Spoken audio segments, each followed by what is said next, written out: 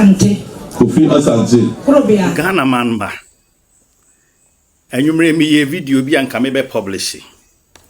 Ba me say hunu ba haku bi ma cancel sa video no me be yer foforo. E bi say ani dia me de ma ababa wa no kora no say eche no mu say wonim hwe wa bon na jimie nko a wonim hwe so tiama no ne a wonim hwe.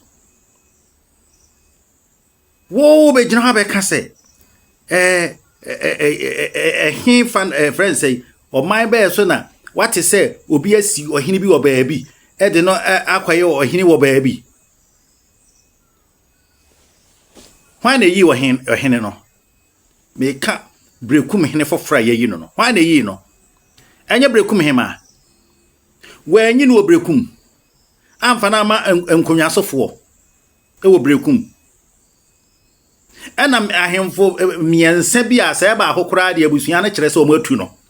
anka afi na Berekum hini be kora ba kana de oye de anwe ye be nya atumi kana nasabi so kronti hene ene nkro ahemfo mienu bi de omo na akwa tare atoma akwa tare na tabi na chi se ono no mpeso na omo na si hene wo a wo ye nkonwasofo ye ntaa obi achi nkonwasofo ntaa obi achi amamre mu ye nye ne saa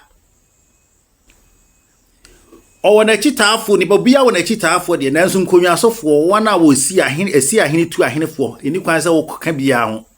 ye de abawi a wo hema ayi no na wo wachirem se bia de o hema ayi no ye pe no ana ye mpe no edi ente na ye mpe no ena de ente a ye mpe na ye nuama miensa na nan pe wada afiase da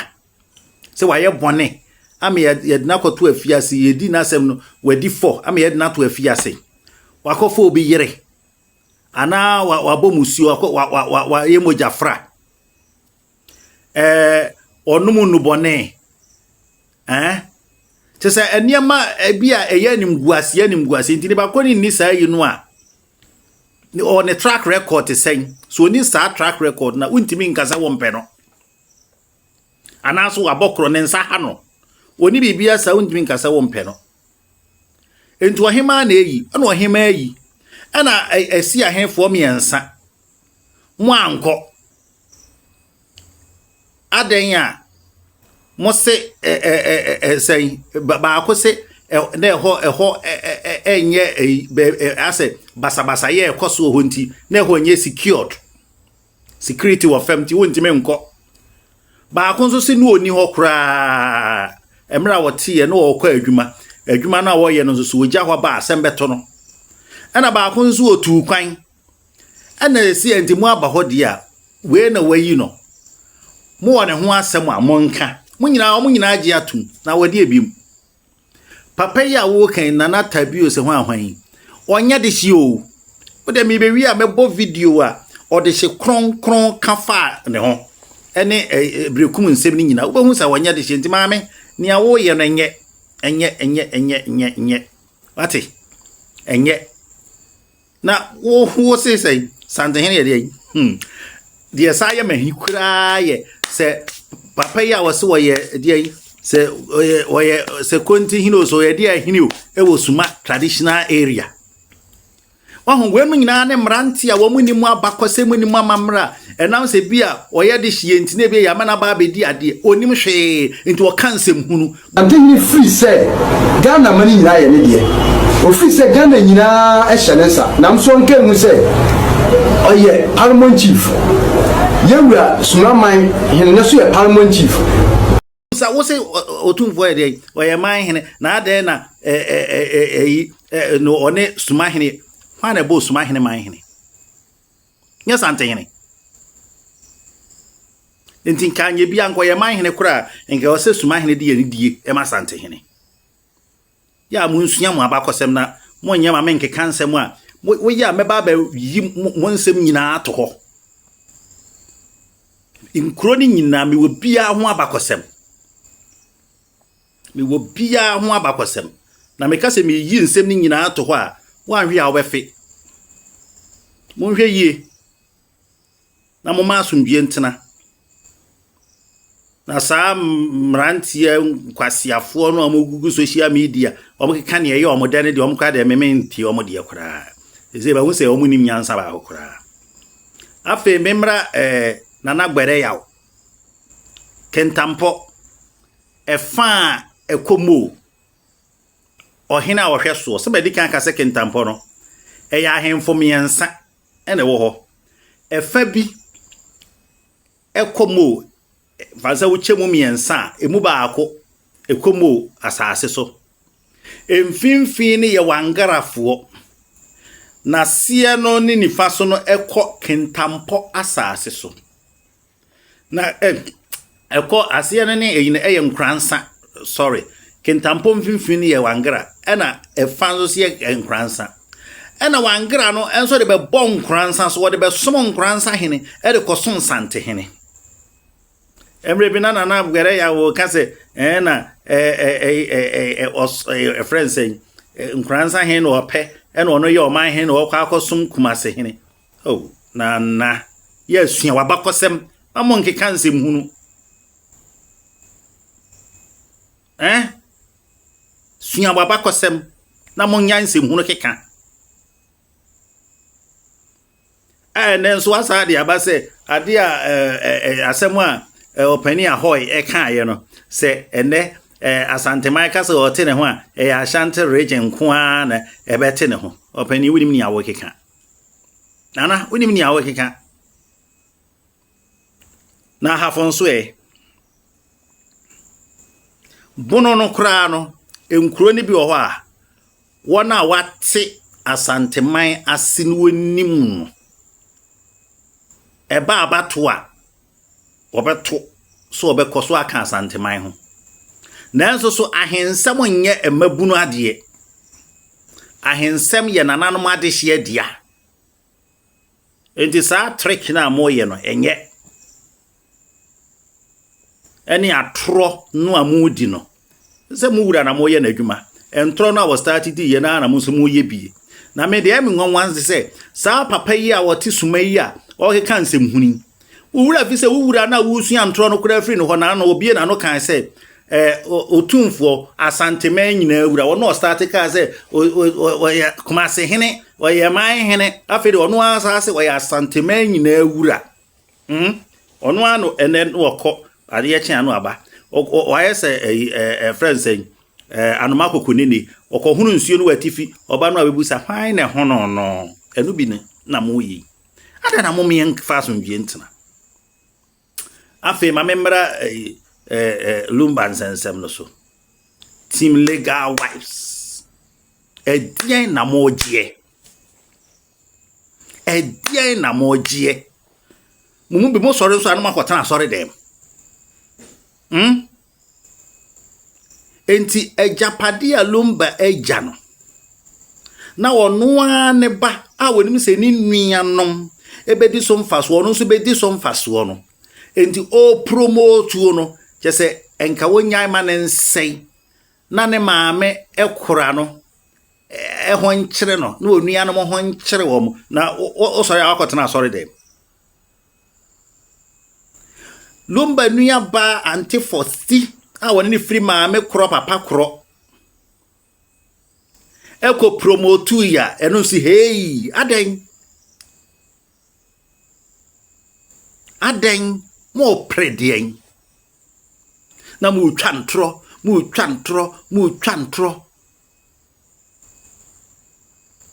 eno na mo akogina na mo akofa ibi abase na friend say abusia pani tipa kra na pa akoso hene a confirm ebi presenters bi amonzo so ene empanimfuo bebi ya adwomtofo ebi mehu de ham wo mamu ha enyan sensem we anka minim se nipa no nipa na nipa bonesem ye dedodo moya sa eyibi amode kwato se na maami akosi ase wase wapo ne ba carving se wode na ho akobo odobrun maami akosi ase wanka hwe mo na mo ya ma wabe nipa bone mo sabedi kan ka se nzeni mfiti ase nyina ye papashi oso ye sofo enzo so ni niama wo ye ne nse sofo ni niama wo ye na ye se eyi obi a wote gato cause osofo eti asem ase but gato boys na ser chinchina na wagina mu anu bi na mo ye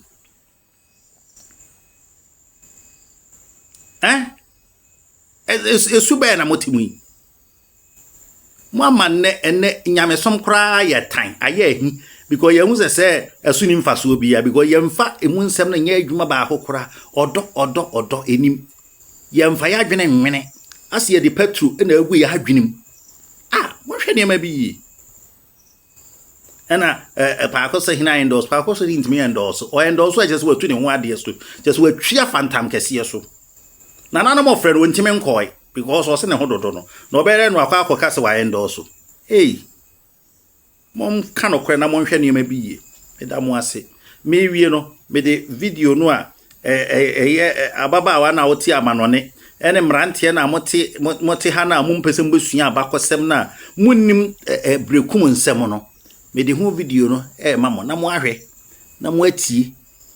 na afi mo de asua nyansa de asua abakosem odim Berekum abakosem ya nwene fam free eso no mo di judge ne ya mi ankasa menua me free Berekum me ma me ne ahene the first no free me wo fa ne na amankuna dia the second yeah na omunim ye history ye fra sokore Asante na otumfo opokuware the first kono ye ne jama kono Suma ye nananom se omumfiri asokore na omunkotwe Berekum na se dom no duro omo abeyi omo asutire enti ye nana ye fra no mo abraye ne ba ne amankuna dia wo the first ne ba mini masum nti ye nana de mo abraye ono na oka ofra sokore ene ajimpudu no enti mo abraye ne ba ne amankuna dia wo the first that is why Berekum akonwa ne din dia amankuna dia wo the first no amankuna dia wo nti mo abraye ne wo amankuna dia wo ne kire dia abo na me ahene the first enti omo na migrate call ye na ye kwose ye kura ne kura so na satana nsuo hu adine enti omo kwaso nsuo no mo se ye kɔ babia ye de kura so no na kura so benya ne dine enti ye na amankuna dia wo the first free mu no na chiredi abo bedi akonwa chiredi abo film no na omunua ba ame ahene the first no fa mema konwa no which is amakwade awo ni chiredi abo de nti o shempaboa mema de no benkuma na wa shema de ne nifa na mamai omufra Asante Bofred Adanse Bofred which is correct yeah Adanse Bofred which is na aboachi ya donom side no nti no that time no na ba ne no na we na sa omunua no na okwadwo wusu we ho omo besre mema dwa no free ya na ame ahene the first was a bank kokon nti oma omo mema dwa no na daachi mema ba ye fi omo di amayen no mo di na for 400 solid years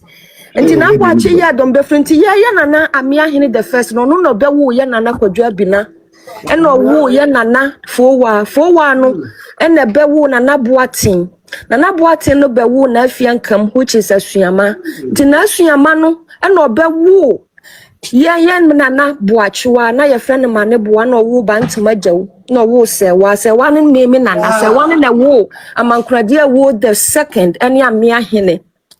ena owo adowa no na owo ame ahene the third ye ne Kofi Asante which is me wo fa ya na akoi na adowa chiri ba ne ayi adum hene adumata asafo agyi na boachwa no wo asare kontima akon wo ne ntamti ya na afiankam no which is na asuama no obefa asare kontima akon de ne kan ne ma ho tete omo enti me maame ame ahene the second that ma ba ayi na boachi ya don fu no ka kire ana okachre yes ana okachre abontimafo no any papas ne baabia ne ha say ye de mienu pe na wom so osre omo because na maame no obre ne ho ase no mpe ne ho ase very educated person and me say Berekum fo nimu no odi akonwa for 42.5 years enti that time osre abontimafo ne papas ne baabia ne ha so omo fa de aba no ma no fa nkone dem no mo so omo nti ase na osesa nti obesori ye na manso no start ye omo twia manso no for 22 years. And my uncle, which is Amankradia with the second, he was a surgeon, one of the best surgeons in West Africa. Very and you know, no muchi amansona no mtibabia yebeko bia no mo aboye history na yana na kwadwa bi na no. O be wunu na kaye wofa bantimaja which is krasu du krono a. Okof nti krasu du kro bantimaja no ode ma me besi akonwa so no. Kwadwa binano eye ne wofa asie sata no was 16 to 17 years nti obewu no ana ne papa ba ye friend kwakunsia ne sa de wo sie se so ye kwa na natabri na nasefo yi omo free kwasibuo krom ana ba kanto de mame kanwe aha confila mame kan nti wona ayi kwadwa binano ko oto nsa frɛ ne papa ba which is kwakunsia ne so o meka bant magya no ho no munhwe na japa onhwe na japa de asoma no no mufri kwasi buokrom ebe settle wo kraso nti omo baaye no zata no fa dukro which is kraso dukro bantmaja no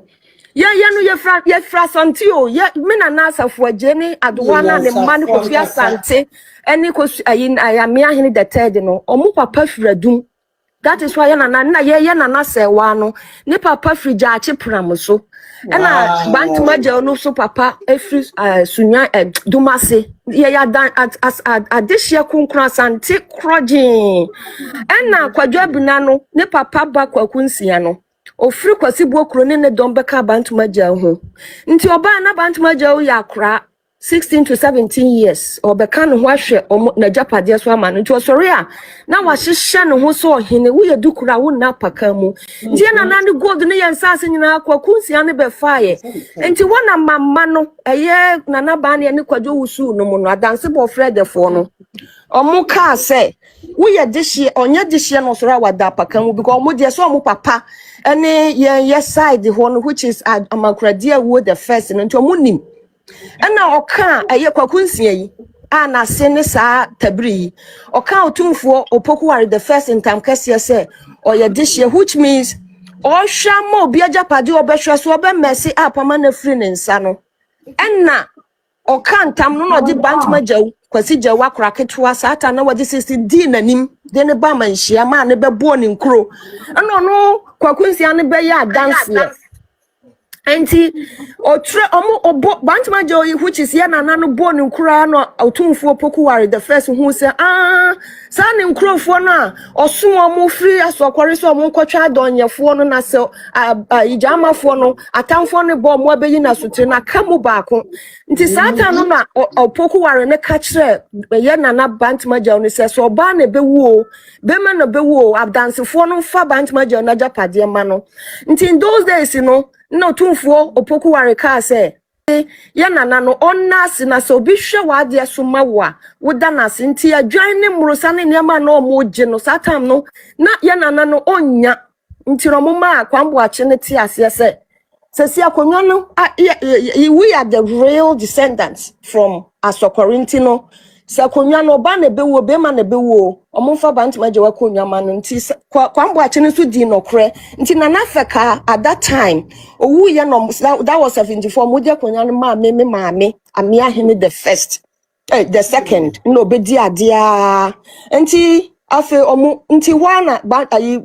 nana boachi ya domu ibe free mu na ma me sere se omufa konwa no oji akone diem omutwe amanso anti Supreme Court declare it's only one gate one na konwa to a obi abe pribi nti me ma me aba ma me biso asem na no obi tra bo ti se adehie wo Berekum akonwa wo ye biensa omoboa by the right time ye betwa bibia so na because one gate which is Amankradia wo the first descendants besi na afiankam so nti me ma me befiri mu no okaso de ne nkwa betwa akonwa no so atwe sa manso no na okodura wanyama ne pa bone wofanom. She was very strong. And just one gate, which is an afro one. Ne me any abmia hini the first nasifwa ye no ye pena ye this akonwe which my mom sacrificed and me wo fanama kunadi awo. Nti sa kwasi buo kromfo ye tabrifo no de omo nkan wo just ye mpamu nipa. Nti na me auntie amia hini the third ka say.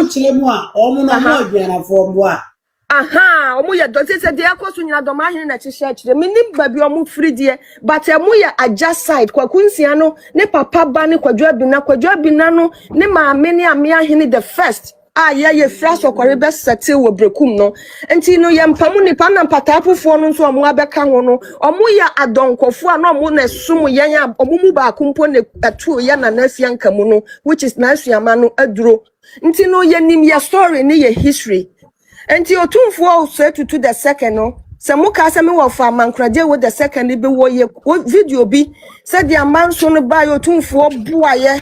no otumfo ema won obu otaya chi because satan na afia ko bi ampem not yase obua me maame pa maame beduru America oka the otumfo ne maame aye de aboa because na konwa na yera for 400 years nti kwanta bri no onye this year said the me maame amia hene the third kan no manhia na ano no just say yempamu nipa nti omo no free kwasi bokrom kwakunsia no ne papa ba ne kwadwa abina